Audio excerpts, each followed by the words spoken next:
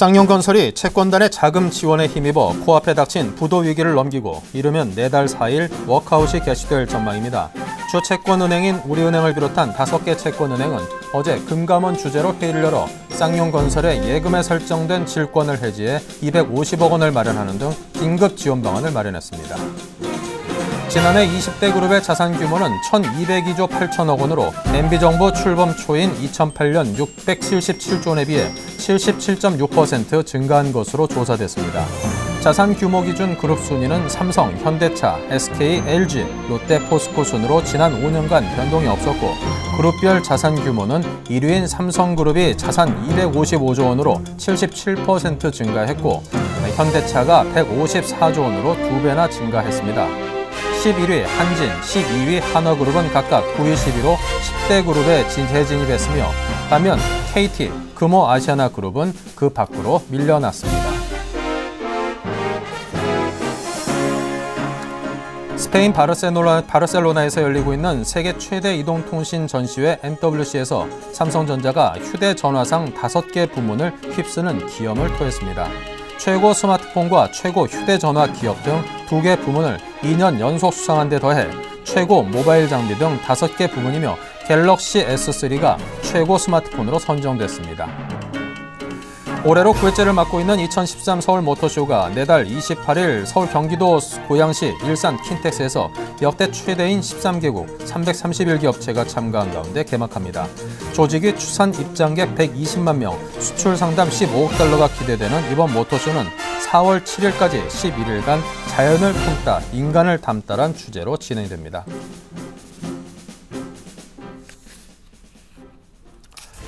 네, 시청자 여러분 안녕하십니까. 오늘장 내일장 진행을 맡은 임동석입니다. 자, 오늘 2월 27일 수요일 순서를 시작하겠습니다. 자, 먼저 지금 현재 시장 상황부터 여러분께 간략히 정리를 해드리도록 하겠습니다. 자, 지금 우리 시장 상황 먼저 지수를 살펴보면요. 종합지수가 지금 많이 올라 있습니다. 7.76포인트 오르면서 2,007포인트대로 지금 올라와 있는 상황입니다. 0.4% 가까운 상승을 하고 있기 때문에 오늘 좀 모처럼 강세장을 띠고 있고요. 코스닥 쪽으로 가보겠습니다.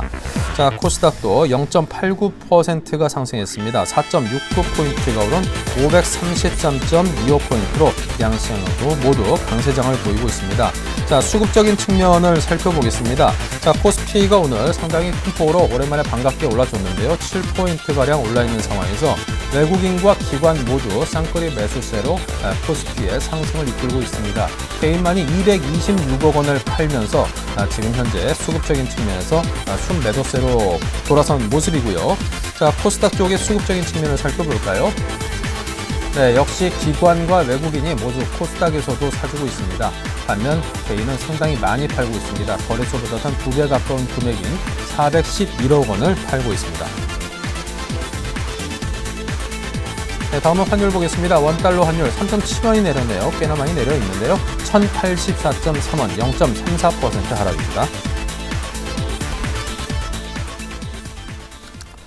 네, 자, 오늘장 내일장 먼저 일부 준비한 주요 내용들부터 하나하나 여러분께 설명을 해드리겠습니다. 네, 먼저 애널리스트에게 듣는다. 이탈리아 총선에 유로존 불안감이 증폭되고 있는데 그 전망을 들어보고요. 2000포인트 지지력을 테스트하고 또 엔화 강세 전환으로 현재 수출주에 관심을 둬야 한다는 이영권 연구위원과 만나겠습니다. 네, 다음은 신승용 대표와 함께 현 시장의 키포인트, 악재와 호재가 공존해 있는 상태인데 미시 퀘스트의 우려감, 양적 완화 지속 등 이슈에 대해서 살펴보겠습니다. 자, 무게 중심이 하지만 또 호재 쪽으로 이동하고 있다는 의견을 갖고 계신 것 같은데요. 또 구조적인 전력 수급 불안으로 유틸리티 쪽을 신규 편입하겠다고 합니다. 네, 다음 테마톡도 호재만발 자동차주, 그리고 안철수 창당설의 안테마주 급등, 게임주 제2의 전성시대 온화 등등으로 테마톡을 해보겠습니다. 7일간의 수익 다이어리, 오늘은 전진우 팀장과 디오, 치과용 임플란트 및 의료기기 시장에 대해 살펴보겠습니다. 임플란트가 앞으로도 보험이제 적용 가능성이 커지고 있는데요. 이와 관련해 수혜가 예상이 됩니다. 수출은 물론이고요. 네, 오늘장 자세한 흐름을 여의도를 연결해서 정리해 보겠습니다. 이영권 연구위원, 하나대투증권 투자정보팀에 계시는 연구위원님과 이야기하겠습니다. 안녕하십니까? 예, 안녕하십니까? 네, 이탈리아 선거 결과 유로존에 대한 불안감이 커지고 있습니다. 어떻게 전망하십니까? 네, 그렇습니다. 이탈리아 불확실성으로 인해서 시장이 좀 불안정한 모습을 보였었는데 국내 증시는 상당히 비교적 견조한 흐름을 보여주고 있습니다. 어제 9포인트 정도 하락한 이후에 오늘 현재 8포인트 정도 반등하면서 어제의 하락폭을 대부분 만회하고 있는 상황인데요. 이탈리아 불안감에도 불구하고 결국 이탈리아 문제가 최근 시장의 강세 기조 자체를 바꾸지는 못할 것이다라는 그런 전망이 조금 더 우세하다라고 볼 수가 있을 것 같습니다. 일단 이탈리아는 당초 시장에서 예상했던 것보다는 조금 안 좋게 결과가 계속 나오고 있습니다. 단독 정당이 상원과 하원 과반 획득에 실패함에 따라서 연립정부를 구성해야만 되는 상황이고요. 연립정부 구성 실패할 경우에는 다시 재선거를 실시를 해야 되기 때문에 관련된 불확실성이 조금 더 장기화될 가능성이 이제 높아지고 있습니다. 따라서 당분간 이탈리아 관련된 부분들은 이런 불확실성 요인으로 인해서 투자 심리를 위축시키는 부분이 될 것으로 보이지만 전체적인 시장의 상황에 큰 영향을 미치진 않을 것으로 보고 있습니다. 일단 작년 그리스 사태와 조금 다른 부분들이 작년 그리스 사태 부분에 있어서는 사실상 유로존의 위기가 훨씬 더 심화된 상태에서 발생이 됐었던 부분에서 어떠한 다른 대안이 대두되지 못한 상황이었던 걸 감안하면은 현재 이탈리아 선거 문제는 그때 상황에 비해서 유로존은 상당히 안정돼 있는 상황이고 위험에 대한 부담감 역시 이전보다도 훨씬 적게 작용을 하고 있는 상황입니다. 따라서 이탈리아 문제가 단기적으로 좀 불안 요인이 되겠지만 지나치게 우려감을 크게 가질 필요는 없겠다라고 말씀드리겠습니다. 네, 이탈리아의 정치 변수 등등 불확실성은 상당 기간 지속될 테지만 그에 따라서 너무 지나친 또 불안감을 느낄 필요는 없다. 이렇게 정리를 해주셨습니다. 자, 다음 화제인 미국의 시캐스터, 이 발동 가능성 어느 정도일까요? 예, 시캐스터가 이제 며칠 남지 않았습니다. 3월 1일부터 예산이 자동 삭감되는 프로그램이기 때문에 이제 불과 며칠 남지 않았다고 볼 수가 있겠는데 아직까지 민주당과 공화당 입장 차이가 존재하고 있는 상태입니다. 따라서 단기간 내 극적인 타협을 보긴 좀 어려운 상황이고 현재로선 기한을 연장하는 3월 1일부터 발동되는 것을 3개월에서 6개월 정도 연장하는 합의가 진행이 될 것으로 보이십니다. 일단 이러한 합의에 도달하지 못할 경우에는 단기적으로 조금 시장의 마찰적인 요인이 될 수가 있겠지만 작년 연말에 있었던 재정절벽 이슈를 기억하면은 알 수 있듯이 결국은 원만한 합의를 통해 가지고 문제를 해소할 수 있을 것이다라는 기대감 자체가 유효하고 그런 부분들이 실제로 현실화될 가능성이 조금 더 높다는 측면에서 역시 시캐스터 가능성, 최근에 미국 시장에 대한 불안감 이런 부분들도 단기적인 불안 요인이 되겠지만 결국 시장에 큰 충격을 미치는 그런 결정적인 요인은 되지 않을 것으로 판단하고 있습니다. 네, 자 오늘 벤버냉키 의장이 양적 완화를 지속한다는 발언을 했습니다. 그에 따라서 투심이 상당 부분 안정이 됐는데요. 어떻습니까? 일단 단기간 내 양적 완화 종료 가능성은 크지 않다고 판단을 하고 있습니다. 버냉키 의장도 오늘 다시 한번 확인을 해줬지만 현재 상황에서 양적 완화에 대한 부작용을 조금 논의를 할 수는 있겠지만 그것이 바로 양적 완화를 종료하고 출구 전략을 실시한다는 것을 의미하는 것은 아니기 때문에 일단 출구 전략 우려를 현 시점에서 갖는 것은 지나치게 빠른 상황이다라고 판단을 하고 있고요. 따라서 출구 전략 우려로 인해서 자금을 회수하거나 위험자산 비중을 줄이는 이런 부분들은 올바른 판단이 아닌 것으로 보고 있습니다. 당분간은 유동성에 근거한 자산시장 강세 가능성이 조금 더 이어질 가능성이 있어 보이고요. 최근에 주식시장을 중심으로 한 자산시장의 랠리 이런 부분들이 당분간 조금 더 기조적으로 유지될 수 있다라는 측면에 무게를 두고 접근해야 될 것으로 판단하고 있습니다. 네. 자, 다행히 오늘 우리 주식시장이 좀 올라주고 있습니다. 2000선을 든든하게 좀 지켜주는 모습인데요. 자, 2000선 안착, 지지, 마감 시장 전략 어떻게 가져갈까요?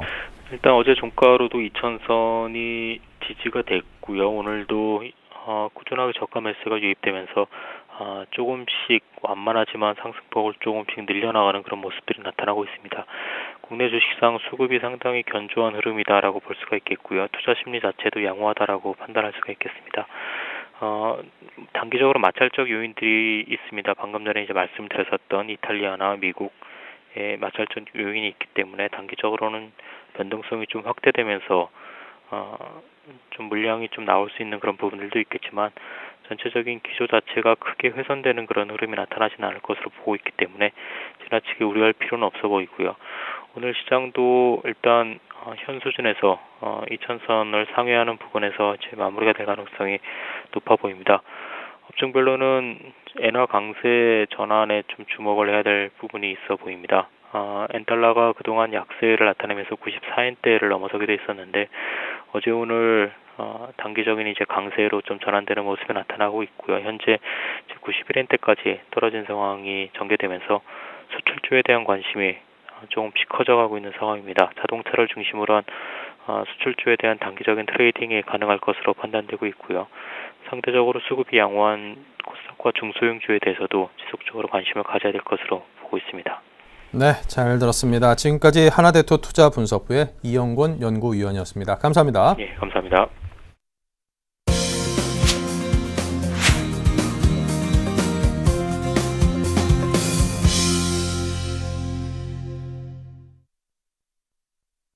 네, 자 지금부터는 알바트로스 투자자문의 신승용 대표와 함께 현 시장 이슈를 진단해보고요. 그에 따른 전략을 함께 세우겠습니다. 신승용 대표님 연결합니다. 안녕하세요. 네, 안녕하십니까. 네, 오랜만에 뵙겠습니다. 잘 계셨죠? 예. 자, 먼저 현 시장에서 관심 가져야 될 부분 어떤 것들을 대표님께서는 꼽으시는지 듣고 싶습니다. 일단 뭐 한 두 가지 정도를 꼽아봤습니다. 지금 현재 시장 악재와 호재가 공존하는 시장 따라서 시장이 그렇게 크게 움직이는 부분은 아닌데요. 제 개인적인 판단은 일단은 호재 쪽으로 조금은 더 무게중심이 이동하는 것이 아닌가라는 조심스러운 전망 좀 가져봅니다. 악재라 하면은 계속되는 그 미국에서의 이제 우려감이 되겠죠. 시퀘스트 이제 이틀 남았습니다. 시퀘스트에 대한 우려감. 그리고 이제 그 호재라 그러면 지금 현재 진행되고 있는 양적 완화가 계속될 것이다. 다시 큰 그림에서 좀 정리를 해보면요. 결국은 정부가 할 수 있는 두 가지 정책이 있죠. 재정 정책 부분과 통화 정책 부분이 있는데요. 지금 재정 정책은 긴축적으로 조금 좀 시장 내 악재로 좀 작용을 하고 있는 듯하고요. 오히려 통화 정책 부분에서는 계속되는 호재, 양적 완화가 지속된다는 관점에서 통화 정책이 계속되는 호재 부분 시장 내 작용하고 있습니다. 지금 현재 큰 그림에서는요. 시장 통화 정책에 관심을 조금 더 크게 가지면서 전반적인 그 경제 지표도 지금 양호하게 나오고 있고요. 이런 부분들 살펴본다면 지금 현재 그 긍정적인 투자 심리는 당분간은 좀 지속될 가능성이 있겠다. 이렇게 좀 생각이 되네요. 네. 자, 그렇다면 이제 호호 악재 중에서 악재에 대한 이야기부터 풀어보겠습니다. 자동 예산 삭감, 미국 연방정부의 시퀘스터 발동 시한이 이제 이틀 앞으로 다가오고 있는데요. 자, 불안감이 상당히 커지고 있습니다. 단순한 불안감에서 그칠 것인지 아니면 과연 이것이 현실화될 것인지에 대해서 많은 분들이 궁금해하시는데요. 일단 제 개인적인 판단은 일시적으로 좀 현실화될 가능성이 있겠다 이렇게 좀 보시는 것이 좋을 것 같고요. 하지만 큰 그림에서 본다면 시장 내 영향은 그렇게 크지 않겠다. 이미 시장 내에서 여러 한 오랜 기간에 걸쳐서 우려되어 왔던 부분이었고 이 부분이 실질적으로 작용을 하게 된다면 그 그림을 본다면 일단 2021년까지 1.2조 달러를 삭감하는 부분이고 올해 같은 경우는 실질적으로 한 440억 달러 정도 긴축이 전망되는 그런 부분입니다. 실질적으로 본다면 시장이 분명히 감내할 수준이다. 그래서 시장 내 영향은 그렇게 크지 않을 가능성이 있지 않을까 이렇게 생각이 됩니다. 일단 막바지 물밑 협상 계속되는 진행이 되고는 있지만 이번 주 내 이제 이틀이 남았습니다만은 이번 주 내 전격적인 합의에 도달할 가능성은 상대적으로 많이 좀 적지 않을까 이렇게 생각이 됩니다. 따라서 윗부분을 좀 열어 두시되 일단은 조금 좀 흔들리는 시장 상황 좀 준비를 하시고 조금 좀 트레이딩 바이 관점으로 오히려 시장 대응 전략을 좀 마련해 나가시는 게 좀 바람직한 지금 현재 상황이다. 대응 전략이다. 이렇게 좀 정리를 해드릴 수 있을 것 같습니다. 네.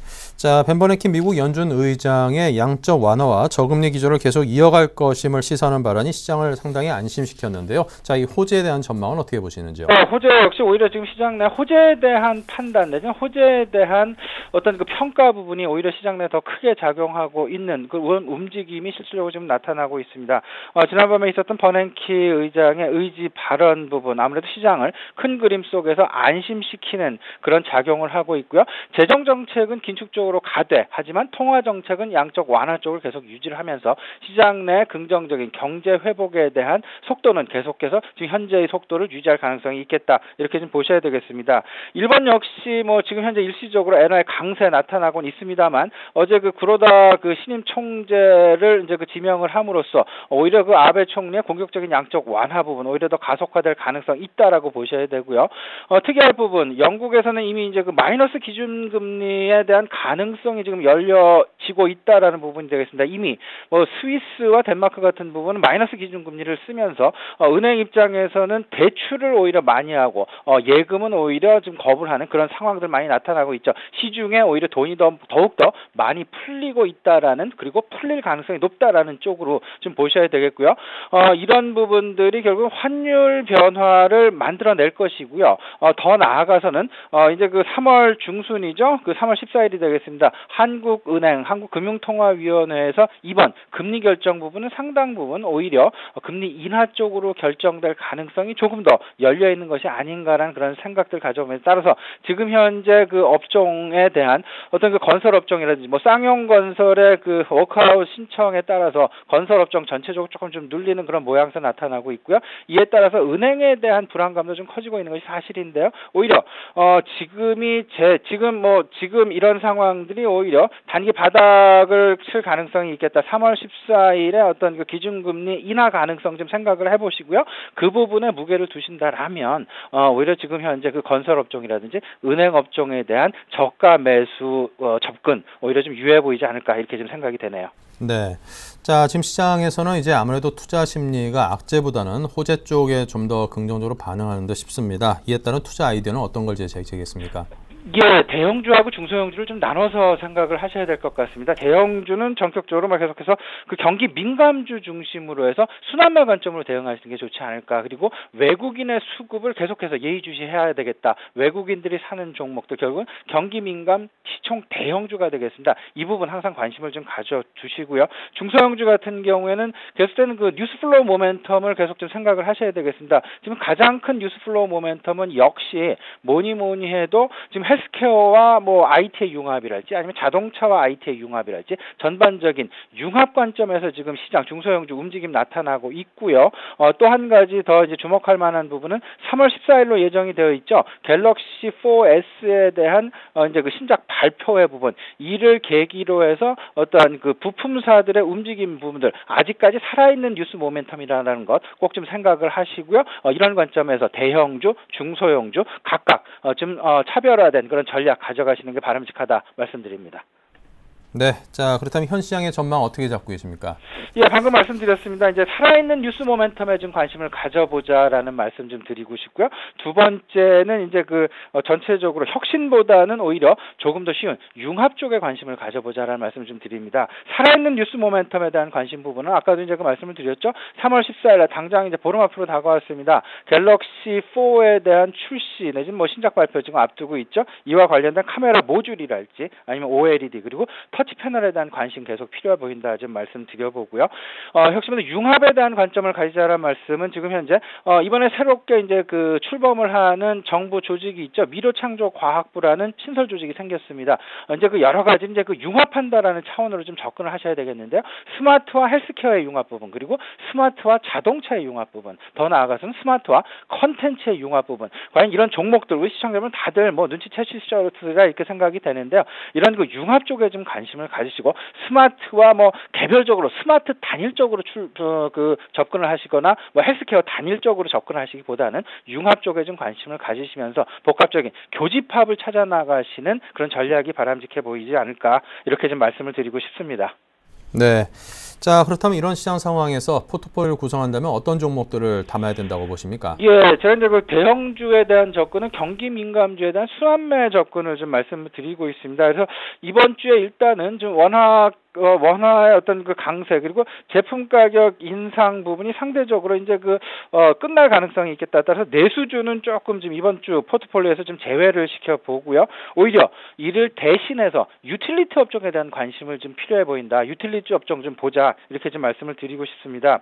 일단 그 큰 그림에서는요, 대형주 접근 경기 민감주고 조선업종은 계속되는 경기 모멘텀 그리고 유로화의 강세 부분 좀 생각해 보자. 따라서 조선업종에 대한 지속적인 관심 필요해 보인다 말씀드리고요. IT 업종은 스마트 기기 진화와 관련해서 부품주 계속 관심 필요해 보인다 말씀드립니다. 전체적으로 자산 관련주는 계속 관심을 가지셔야 되겠습니다.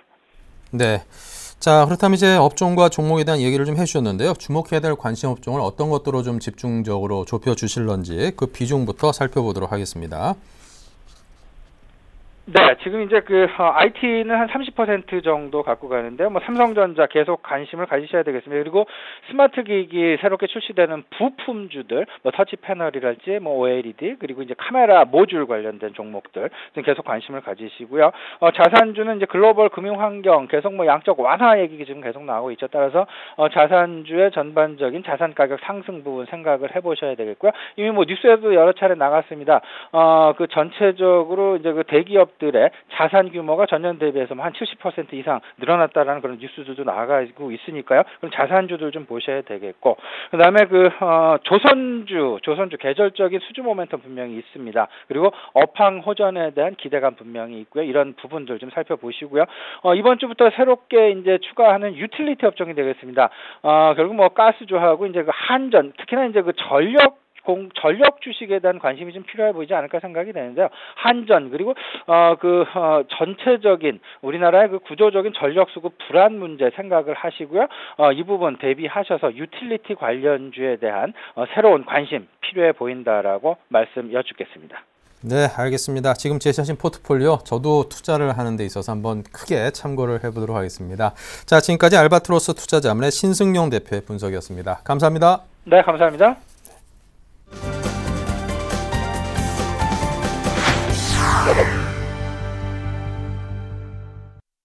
네, 테마주를 알아보는 테마톡톡 시간입니다. 먼저 오늘은 많은 관심을 받고 있는 테마부터 짚어보겠습니다.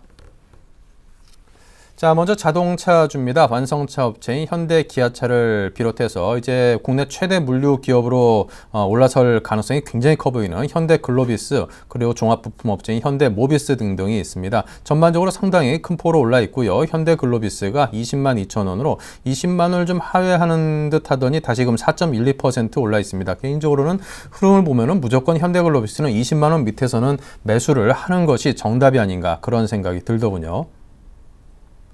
네, 다음은 말도 많고 탈도 많았던 안철수 관련주입니다. 안랩을 비롯해서 KC피드, 우성사료 등등 지금 5% 넘는 높은 상승을 보이고 있고, 특히나 써니전자는 상한가까지 올라 있습니다. 하지만 대선 기간 동안에도 보셨듯이 상당히 휘발성이 강한 그런 테마인데다가 의외로 좀 잘못 잡았을 경우에 된통 당할 수도 있다는 점에서 과연 이게 접근이 바람직한 것인지 좀 조심스럽게 바라만 봐야 되는 거 아닌지, 그런 생각이 드는 테마이면 분명한 핸드폰입니다. 네, 다음은 게임주입니다. 컴투스, 조이맥스, 라이브 플렉스 등등. 자, 라이브 플렉스는 하락을 하고 있습니다만 컴투스와 조이맥스가 현재 상승을 하고 있고요. 위메이드가 상승이 5.23%로 상당히 큽니다. 자, 뭐 셧다운제 등등 게임에 관련된 그 제한 정책들 때문에 게임 업체들에서 상당히 힘들어 했었는데요. 자, 게임 관련 주력 업체인 e스포츠협회 전병헌 회장이라든가, 이번에 한국게임산업협회에서 여당의 중진 의원이죠. 남경필 의원이 회장으로 취임함에 따라서 정치권에서 그동안 법적으로 제한을 했던 부분들이 상당 부분 좀 해결되고 상황이 여건이 개선될 수 있지 않을까, 그런 개선에 대한 기대감도 여러분께서 충분히 예상을 하셔야 될 것 같습니다. 정치권에서 그런 큰 단체들을 맡았다는 거에서는 그런 정책적인 법적인 뒷받침이 어느 정도 될 수 있을 거라는 가능성과 직결될 수 있기 때문이겠죠. 네, 이 세 가지 테마에 대해서 먼저 자동차 업종 테마에 대해서 살펴보겠습니다. 한맥투자증권 변원규 대리입니다. 안녕하세요. 예, 안녕하십니까. 네, 자동차주에 호재가 참 많습니다. 상승 이유 어떤 걸까요?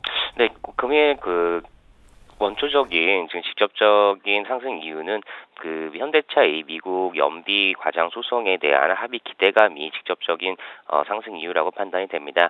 블룸버그 통신에 의하면 현대차가 미국에서 진행 중인 연비 과장 소송에서 원고 측과 합의했다는 소식이 전해지고 있습니다. 원고 측 변호사들은 이날 캘리포니아주 로스앤젤레스 연방 법원에 낸 문서에서 현대차와 원고인들이 합의 조건에 원칙적으로 동의했다고 밝히고 있습니다. 합의를 위해서 현대차가 얼마를 보상하기로 했는지는 아직 미공개인데요. 공식적으로 현대차 측에서는 입장 표명을 하지 않고 있기 때문에 주의가 요구되고 있습니다. 네. 자, 그렇다면 이제 긴 조정 끝내고 자동차주 이제 상승할 일만 남았는지요? 향후 전망과 전략 어떻게 잡고 계십니까?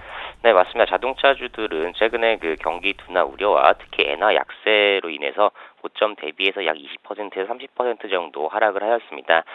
먼저 반등을 보인 종목들도 있지만 주요 종목들은 대부분 지금 낙폭 과대로 인한 가격 메리트가 충분한 상황이라고 보여지고요.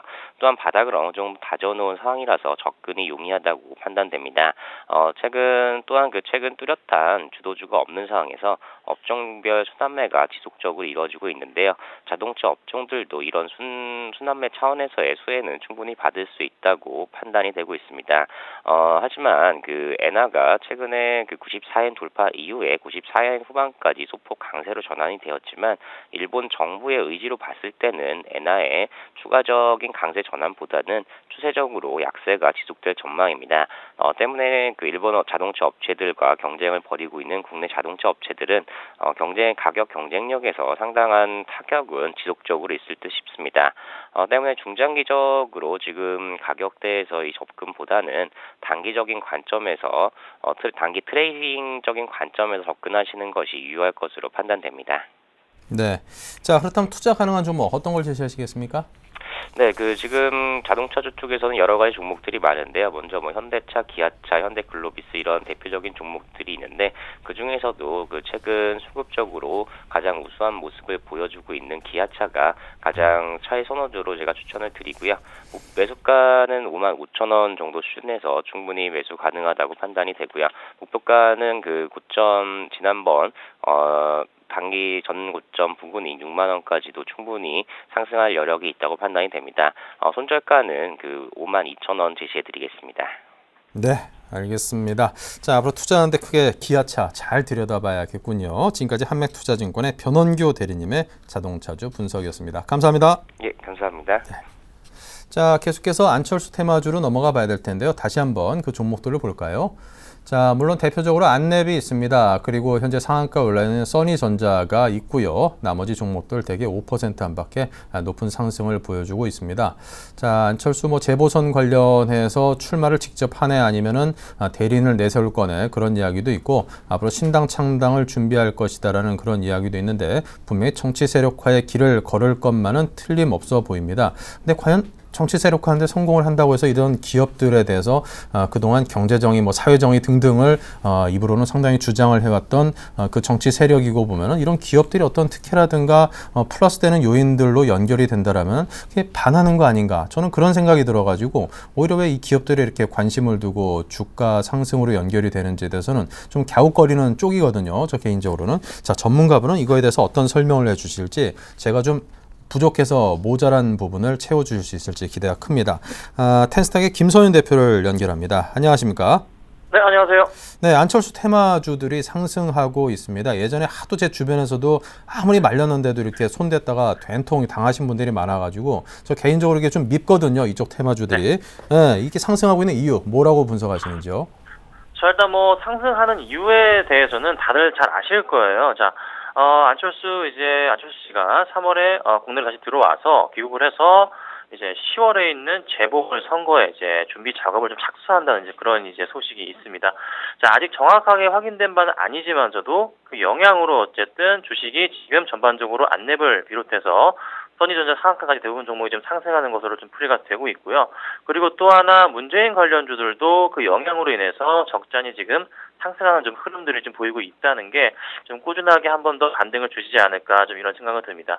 자, 그런데 이제 안철수 관련 테마 역시나 테마주 좀 정치 인맥 테마주, 정책 테마주 같은 경우는 최근 들어서 상승을 한번 크게 올라줬다가 박근혜 대통령 월요일 날 취임식 이후부터 해서 재미는 없는 상황이거든요. 자, 그렇다면은 이 종목 역시 조금 단기간에 조금 상승폭에 좀 끝날 좀 확률이 좀 있지 않을까. 일단 이렇게 좀 말씀을 좀 드려보겠습니다. 자, 그렇다면 안철수주 향후 전망과 전략을 함께 짜주시죠. 자, 그렇죠. 10월에 선거가 있는데, 자, 그로 인해서 이미 지금 이제 2월 말입니다. 3월 초인데 벌써 이제 상승을 했다, 반등을 줬다. 이것은 지금 제가 볼 때는 조금 이른 판단이 아닌가 이런 생각이 듭니다. 그래서 이 상승폭 자체가 조금은 이게 단기적일 확률이 지금 높다는 그런 판단이 듭니다. 자, 그렇다면은 이제 안철수 관련주들은 조금 매도 시점으로 보는 게 낫지 않을까 그렇게 좀 말씀을 좀 드리고 싶은데 이런 말이 있죠. 끝난 잔치 먹을 거 없다는 소리가 있습니다. 자, 이 안철수 관련주들을 매수하신 분들은 오늘은 아니지만 이미 이전에 며칠 전에 매수하신 분들에 해당하는 그런 이제 잔치이기 때문에 오늘 이거 안철수 관련해서 추격 매수하면 괜찮지 않을까. 그런데 상승폭을 보니까 뭐 안넷 같은 경우 5%, K시피드 5%, 우성사료 5%, 대부분의 종목이 써니전자를 제외하고서는 5% 내외의 움직임을 지금 보여주고 있단 말이죠. 그러면 정말로 갈 종목이라면은 이 정도의 상승폭 가지고는 어림도 없습니다. 이거는 그냥 단발성으로 좀 끝날 확률이 높다는 겁니다. 그러면 어떻게 조금 대응하셔야 되는지 좀 살펴봐야 될 것 같은데, 자, 안넷 같은 경우에는 가격대를 잡아드리자면은 그나마 지금 현재까지는 조금 그래도 홀딩하셔도 될 것으로 판단이 되지만, KCPT 같은 경우에는 만약에 크게 갈 경우에는 조금 바로 그 전 고점에 해당하는 부분이 바로 약 한 3,800원 정도 라인이 되겠는데요. KCPT 같은 경우는 3,800원 정도 라인에서 반등을 준다면은 정리를 하는 그렇게 전략으로 대응하시는 게 낫지 않을까 판단이 되고 있고, 자, 우성사료 같은 경우에는 바로 전고점 부분은 이미 도달한 상태입니다. 쭉 차트상의 흐름 자체가 12월부터 해가지고 천천히 지금 우상향하고 있는 흐름이지만서도 이런 단기적인 상승 모멘텀은 좋지가 않습니다. 그래서 역시나 일단 단기적으로 한 번 더 살짝 올라줬다가 한 6,700원 정도까지 올라줬다가 한번 떨어진다면은 지금 최근의 흐름이 우성사료 같은 경우에는 21선을 크게 깨지 않고 있단 말이죠. 그러면 역시나 마찬가지로 21선 라인을 터치할 때 매수 관점으로 한 번 더 대응하는 게 어떻지 않을까. 그래서 지금부터 매도 관점으로 보시는 게 나을 것 같고요. 자, 미래산업 역시 마찬가지입니다. 미래산업이 지금 한 달 정도 넘게 지금 횡보하는 그런 흐름을 좀 보여주고 있는데, 이 상승폭 역시 최근에 그러니까 1월 말에 보여줬던 반등폭과 또 2월 중순에 보여줬던 반등폭 역시 바로 반등이 나온 다음날 바로 떨어졌거든요. 그럼 이와 같은 흐름이 미래산업에도 조금 나타날 수가 있겠습니다. 그러면은 미래산업 역시 그때 반등을 줬던 흐름 자체가 한 560원 정도 가격대인데, 한 550원 정도 가격대가 만약에 미래산업한테 온다면은 그때는 또 역시나 매도 관점으로 대응해야 되지 않을까, 이렇게 판단드릴 수가 있겠고요. 자, 그 다음 솔고바이오도 역시 마찬가지입니다. 솔고바이오 역시 전고점 부분이 한 1,050원 정도 되는데 그 가격으로 매도 관점 잡으시고요. 자, 오늘 일단 상한가 들어간 써니전자. 지금 써니전자가 가격이 굉장히 좀 많이 빠진 상태에서 지금 상한가가 들어간 상태죠.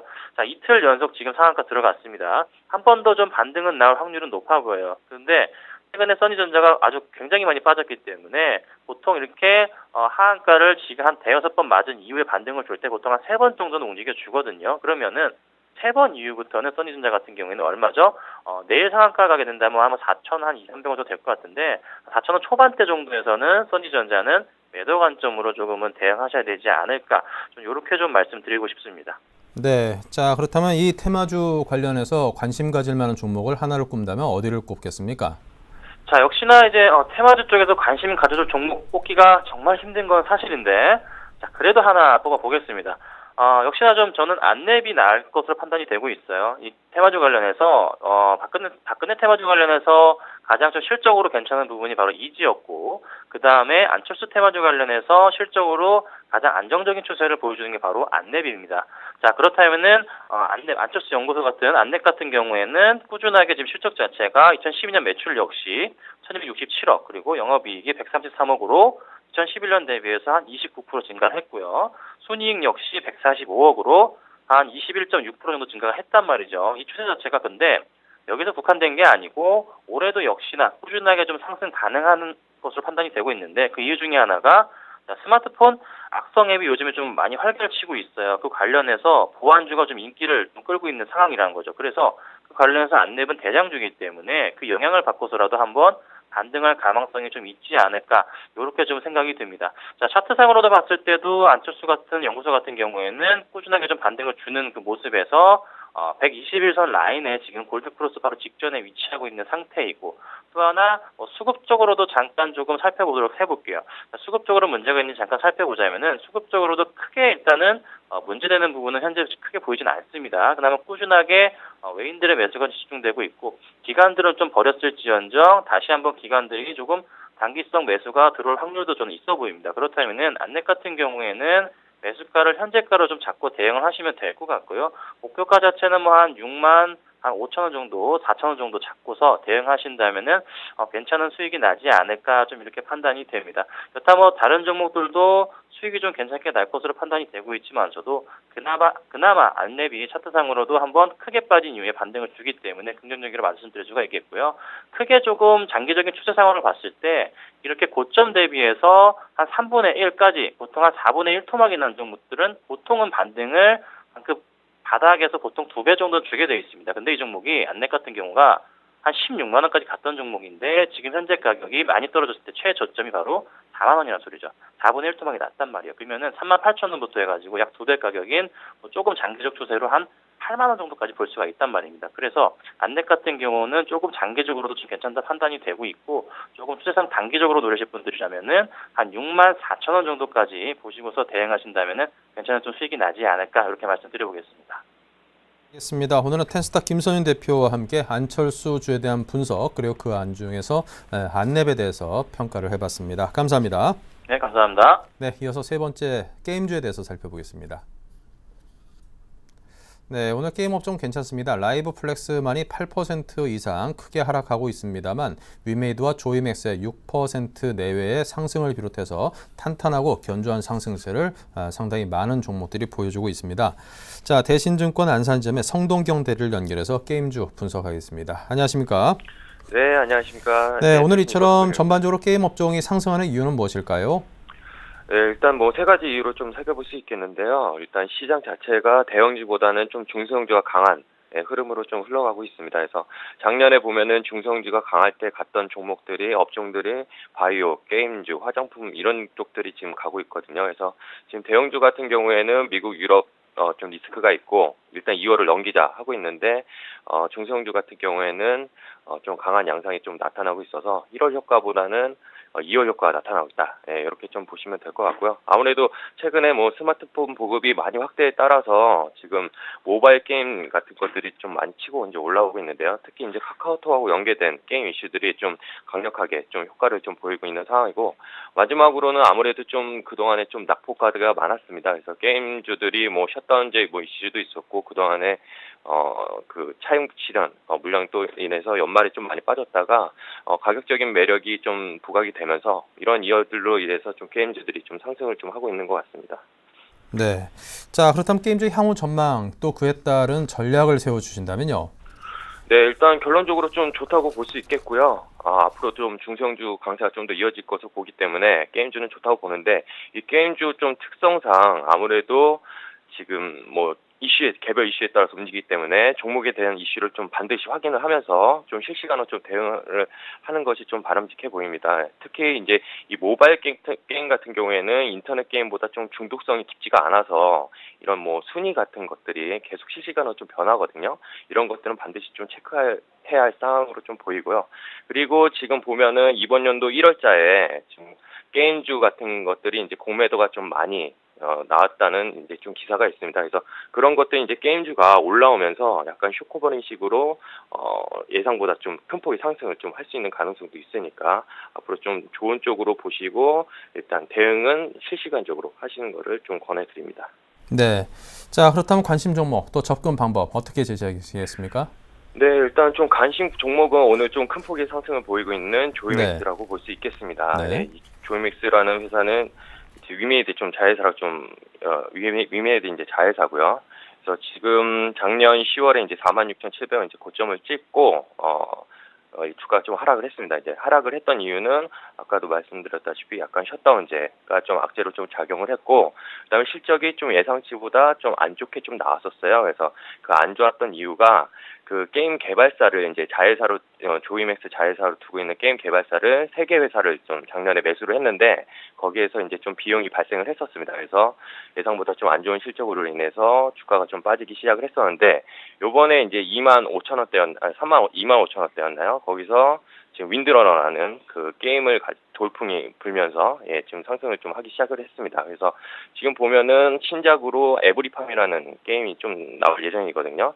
네, 그런 것들이 이제 신작 모멘텀이 좀 기대가 되고 앞으로 더 치고 올라간다. 오늘 올라가는 이유도 지금 보면은 카카오톡이라고 이제 비슷하게 보시면 되는데 NHN에 이제 라인이라는 메신저 프로그램이 있습니다. 이것이 지금 그 윈드러너랑 이제 연계돼서 이제 서비스가 될 예정인데 지금 라인이 어제 일본에서 지금 윈드러너가 이제 출시가 됐는데 어제 이제 하자마자 71로 시작을 했는데 매출 순위가 34위에서 17위. 그다음에 지금은 4위까지 치고 올라온 굉장히 놀라운 속도로 지금 치고 올라온 상황입니다. 그래서 이것들이 지금 대만은 3위, 태국은 2위 이런 식으로 해서 해외에서도 지금 먹히고 있다. 예, 이렇게 좀 보시면 되겠고요.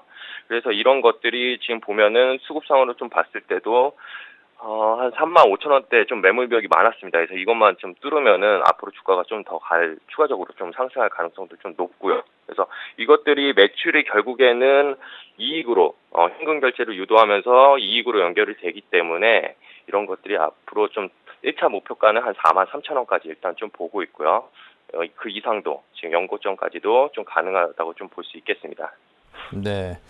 자, 이렇게 해서 조이맥스 윈드론의 돌풍으로 앞으로 상당히 상승이 기대된다라는 그런 종목에 대한 말씀을 해주셨습니다. 특히 라인에 실렸다고 하는데 사실 그 일본도 그렇고 동남아도 그렇고 외국을 나가보면 한국에서 물론 카톡이 지금 최고입니다만 이게 라인이 여기저기 그 사람들이 쓰는 거 보면은 다 라인을 쓰고 있더라고요. 외국에서는. 자, 그만큼 상당히 이 조이맥스도 함께 동반 성장이 가능하다 싶은 그런 생각이 듭니다. 자, 성동경 대리님께서 게임주 분석을 해주셨습니다.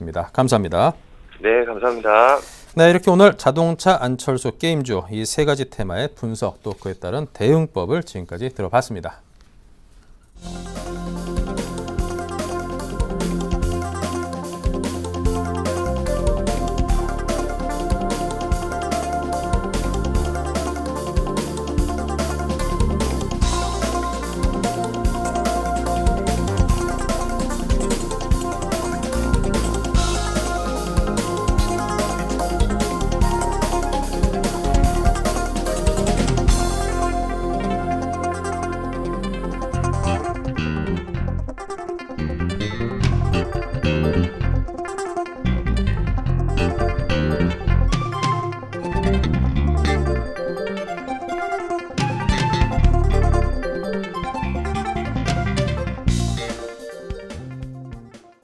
네, 이어지는 코너 7일간의 수익 다이어리입니다. 자, 먼저 지난주 수익률 체크부터 해볼까요?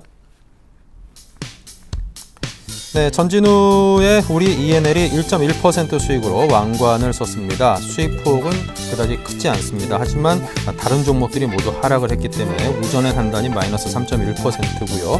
하지만 수익폭이 크지 않은 만큼 하락폭도 거의 대부분의 종목이 그다지 크진 않았습니다. 네, 자, 지금 전진우 씨가 위너로 왕관을 썼지요.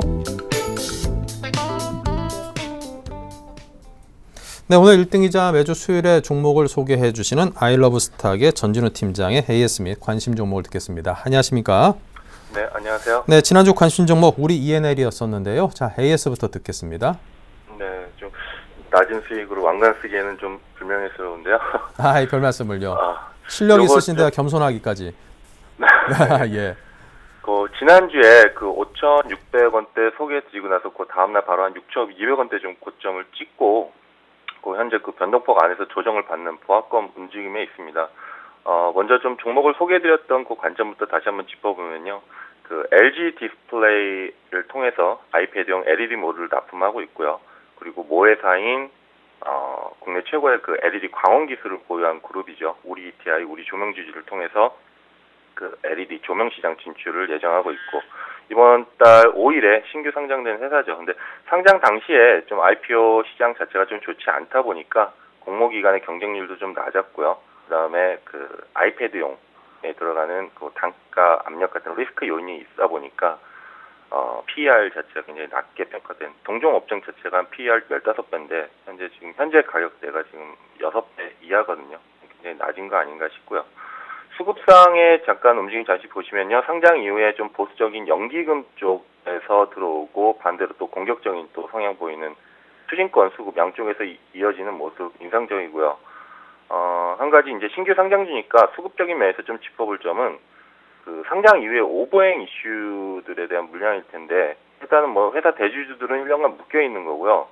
먼저 풀리는 거는 이제 벤처 캐피탈 쪽인 하나대투증권이 한 16.48% 정도 가지고 있는데 발행 당시에 전환상환 우선주 형식으로 받은 물량이다 보니까 투자금의 회수나 그다음에 또 안전성을 담보로 한 이런 형식이거든요. 그렇기 때문에 우리 ENL의 성장을 본다라면 굳이 시장에서 그 매물을 던질 이유는 없고 또 상장 첫날가에 오히려 그 공모가보다 낮게 출발을 했고 현재 주가 역시 동종업종 대비 굉장히 낮은 상태이기 때문에 어떤 차익 실현에 대한 오거액 물량 크게 염려하지는 않아도 될 것으로 보여집니다. 그래서 올 한해 좀 중장기적으로 관심 가지고 있는 볼 수 있는 종목이고요. 현재 기관수급 기술적인 움직임, 좀 양호한 움직임 보이고 있으니까 지난주 말씀드린 대로 목표가 6,500원대 고수하고 보유하도록 하겠습니다. 네, 목표가 6,500원 유지하면서 그대로 보유하신다고 했습니다. 자, 오늘 종가로 들어서 한 주간 수익 낼 수 있는 종목은 어딜까요? 네, 오늘 디오를 소개해 드릴게요. 한동안 그 IT 부품 섹터에서 좀 급하게 상승한 모습들이어서 오늘은 좀 의료 장비 섹터에서 소개를 드리겠습니다. 디오는 잠시만요. 디오는 치과 임플란트 사업을 하고 있고요. 현재 그 사업 매출 비중은 임플란트 사업을 주로 하고 나머지 이제 기자재 같은 기타 사업을 하고 있고요. 국내 시장에서 이번 주 좀 새롭게 출범한 박근혜 정부 한 발 물러섰다고는 하지만 공약대로 2014년부터 점진적으로 임플란트 보험 적용될 것으로 보여지는데 75세부터 85세 나중에는 70세부터 또 85세 이렇게 보험 적용 대상을 크게 증가를 하면서 그만큼 잠재 고객의 잠재 고객도 증가를 하는 거죠. 그러니까는 점진적으로 그 시장 자체가 성장한 국면에 진입할 가능성이 매우 높아졌다라는 좀 긍정적인 얘기도 있고, 일단 해외 쪽에서는 한 가지 상대적으로 최근 좀 가파른 움직임 보여주는 오스템 임플란트 같은 거, 그 성장성을 높이 평가하는 거는 중국과 미국 지역에서의 어떤 성장성이거든요. 그래서 디오 역시 그 치과 기자재 업체인 덴치플라이라는 미국계 회사의 네트워크를 통해서 수출을 목적으로 2010년 12월 달에 그 독일계 자회사로 시비를 발행을 해서 최저주를 이렇게 이동을 했었어요. 그래서 덴치플라이의 계획은 고가 임플란트는 독일의 엔킬로스나 스웨덴의 아슈라텍 같은 제품을 가지고 있고, 디오 제품을 통해서 중국, 중남미, 인도 이렇게 좀 보급형 시장에 진출할 계획이거든요. 그래서 이제 그런 부분들이 해외 쪽에서의 올해 매출액으로 좀 다가올 거고, 기술적 움직임 잠시 보시면은 주봉상 한번 보시죠. 주봉상 한번 보시면 1,200원과 1,400원을 기점으로 이렇게 오랫동안 지지와 저항을 받는 구간이었어요. 그래서 현재 부근에 접근을 하고 목표가는 12,300원, 손절가는 한 10,000원으로 잡고 소개를 드리도록 하겠습니다. 네, 자 오늘은 디오에 대해서 들어봤습니다. 자, 오스템 임플란트 등 경쟁 업체에 대한 설명과 비교를 함께 해주셨기 때문에 이 기업에 대한 이해가 더욱더 쉬웠습니다. 자, 지금까지 아이러브스탁의 전진호 팀장과 함께했습니다. 감사합니다. 네, 감사합니다. 네, 이어서 동해안증권 부평지점의 박현상 대리의 인터플렉스 AS도 듣겠습니다. 안녕하세요. 네, 안녕하세요. 네, 자 오늘 견조한 흐름 보이는데요. AS 해주시죠. 일단은 오늘 같은 경우는 이제 수급을 보시면서 좀 확인을 시켜드릴 수가 있는데, 제가 추천드렸을 때가 그저께 말씀을 드리면은 외국인과 기관의 쌍끌이 매수가 들어왔었고요. 그렇기 때문에 추가적으로 갈 수가 있다. 또한 매출이라든지 영업이익이 하반기로 갈수록 증가할 수 있기 때문에 추가적으로 상승 역시 가능하다고 말씀드린 논리로 추천을 드렸습니다. 하지만은 최근에 어제 같은 경우가 기관에서 14,000주 정도가 매도가 나왔고요. 기관에서 7,000주 정도 오늘 지금 매도가 나오고 있는 상황이고요.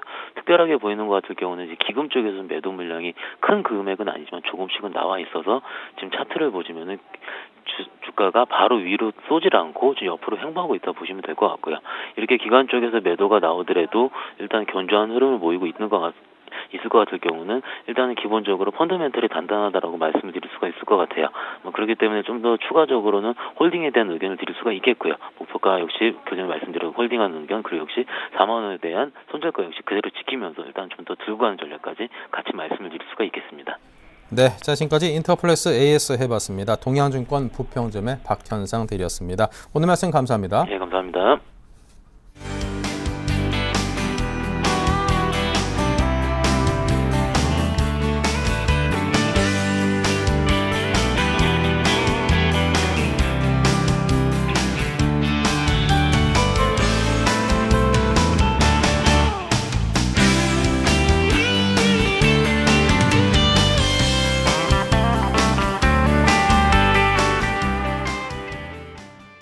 네, 자 1부 순서 여기서 마치겠습니다. 잠시 후 2부에서 역시 유익하고 알찬 내용 가지고 찾아뵙겠습니다. 잠시 후 뵙겠습니다.